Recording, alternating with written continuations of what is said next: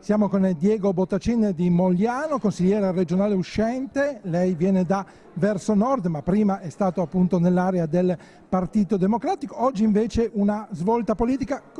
Lei si schiera decisamente con Flavio Tosi, candidato alla presidenza della Regione Veneto. Allora, 5 anni fa, se uno le avesse detto che lei correva con Tosi, ci avrebbe creduto? Ci avrebbe scommesso?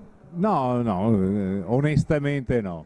Devo dire che ho conosciuto Flavio Tosi 10 anni fa come assessore alla sanità del Veneto, l'ho rincontrato un anno fa, 3 mesi fa abbiamo discusso e presentato insieme il libro che ho scritto quest'estate sul Veneto, l'ho trovato cresciuto.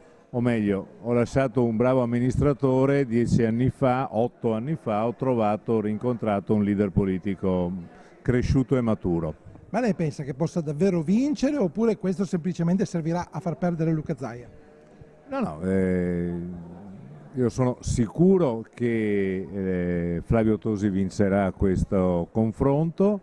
Non ho dubbi, tra l'altro, che ogni giorno di questa campagna elettorale, come già avvenuto nell'ultima settimana, 10 giorni, Flavio Tosi crescerà a danno, a spese del consenso degli altri candidati. È quello che è già avvenuto da quando Flavio ha annunciato la sua candidatura ed è quello che continuerà a capitare in tutti i 43 giorni che mancano alla fine della campagna elettorale. Quali sono stati i principali errori da parte di Luca Zaia, secondo lei? Innanzitutto quello di non aver tutelato la propria maggioranza di governo. Luca Zaia dice che ha fatto bene, che ha fatto cose straordinarie e contemporaneamente si fa tirar via pezzo per pezzo tutti coloro con cui avrebbe fatto queste cose. Ormai i consiglieri regionali pro Zaia non ci sono quasi più, gli assessori li ha persi, i partiti che facevano la sua coalizione li ha persi, li ha fatti andare. Gli errori, mi pare una incapacità grave di governare un progetto e di fare il leader politico. Quanto peserà lo scandalo Mose su queste elezioni? Ricordiamo che non ha toccato la Lega Nord.